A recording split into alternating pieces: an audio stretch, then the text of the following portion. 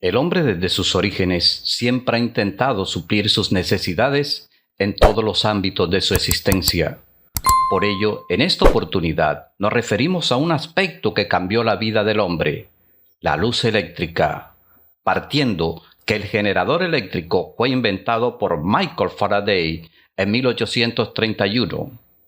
Él descubrió que si movía un imán dentro de una bobina de alambre, se producía una corriente eléctrica en el cable. La primera central comercial la construyó Edison en Appleton, Wisconsin, Estados Unidos, en 1879, dando corriente a unas pocas bombillas. Desde entonces, la red que lleva la electricidad a nuestras casas se ha extendido. ¿Cómo se inició la energía aquí en Corozal? Los martelos compraron un motor exclusivamente para ellos. Eran los primeros que tuvieron energía aquí en Corozal. Después montaron una planta en la Plaza de Junín, donde hoy está la alcaldía. En ese local habían dos motores pequeños donde se alternaban para dar la energía, que era un poquito deficiente porque no eran las 24 horas o no eran todas las noches, sino tiro 10 de la noche era que había energía. Lo demás era oscuro. Después que ya esos motores ya eran deficientes, se acabaron los dos motorcitos esos que estaban ahí y compraron otra planta más grande y la pusieron en el barrio San Francisco, donde funcionó hasta que vino la energía normal que venía de Sincelejo, que ya repartía para el pueblo, que ya no se necesitaba motores. Cuando los motores funcionaban de acá de la Plaza de Junín, en esa época los postes eran de madera y tiraban las redes un poco informales hasta donde se podía la gente poner la energía, porque casi siempre la energía más bien era pública.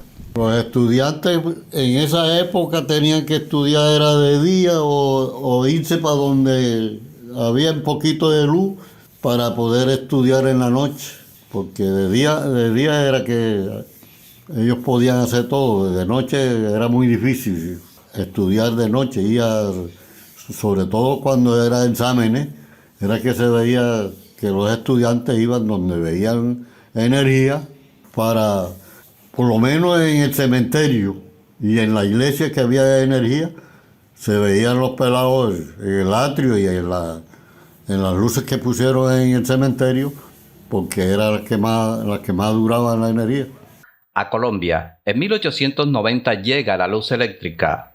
A Bogotá, iluminando las calles del centro de la capital. A la costa Caribe llega a partir de 1892 a la ciudad de Barranquilla y en lo sucesivo al resto del Caribe colombiano. En nuestra perla de la sabana, este servicio se hizo presente con unas particularidades, diferenciándose un poco del resto del país, porque fue traído por personas naturales y con solvencia económica con unas especificaciones. Fueron plantas o máquinas eléctricas. En sus inicios eran pocos los que contaban con el privilegio de tener luz eléctrica en sus viviendas. Con el transcurrir de los años se vuelve una necesidad para toda la comunidad, de tal forma que da origen a la planta eléctrica de nuestro municipio, a la que se llamó Planta de Palo, que intentaba llevar la luz eléctrica a más habitantes. ¿Nos puede contar un poco acerca de la planta de palo? ¿En qué consistía eso? Bueno, la planta de palo se le llama así porque fue una empresa que se montó con capital privado de unas personas pudientes de aquí de Corozal, entre quienes están los Martelos, los Olmos, y parte la puso el departamento de Bolívar y parte la puso el municipio de Corozal.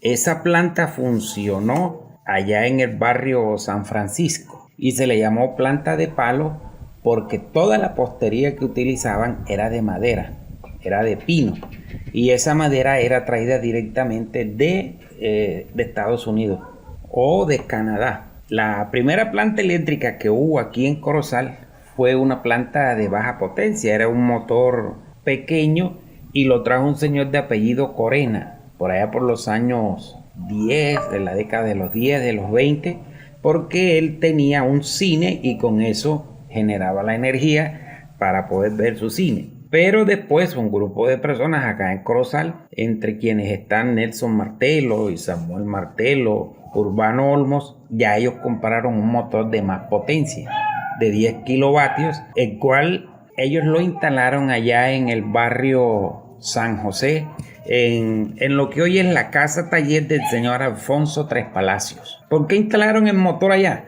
Porque eso generaba mucho ruido y no lo dejaba dormir. Y como ellos vivían por acá, por la zona del centro, son las casas estas que están ahí donde está La Voz de Corozal. Pero en el año de 1950 ya el municipio compró 3 plantas de marca Fireban de 150 kilovatios de tecnología alemana, porque Alemania era la potencia en ese momento que, bueno, todo el tiempo ha fabricado las mejores plantas, y esa fue la que instalaron allá en el barrio San Francisco.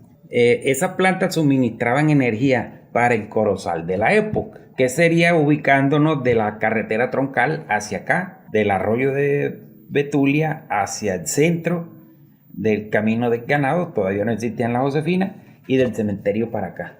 O sea, era un Corozal bastante pequeño. Funcionaba todo el día y las luces de alumbrado público las prendían de 6 de la tarde inicialmente hasta las 9 de la noche, pero después la dejaron de 6 de la tarde a 6 de la mañana. La planta, pues, todo el mundo no tenía para conectarse a esa empresa y solo las personas más pudientes eran las que lo hacían. Esas plantas funcionaron hasta el año 1968. A partir de allí, ya el servicio de energía eléctrica lo presta la empresa electrificadora de Sucre, que solamente funcionaba en Sincelejo, inicialmente Cincé, después fue que se conectó Corozal, Sampués, que eran y Morroa. Sí, cuando esa famosa planta de palo existía y funcionaba, era para determinadas zonas. No todos los barrios de Corozal de la época tenían el servicio de energía. Esta, que es la que está prestando el servicio ahora, tiene un cubrimiento casi que del 100%, tanto del área urbana como rural. Corozalero, qué bello es recordar los inicios de este servicio tan vital.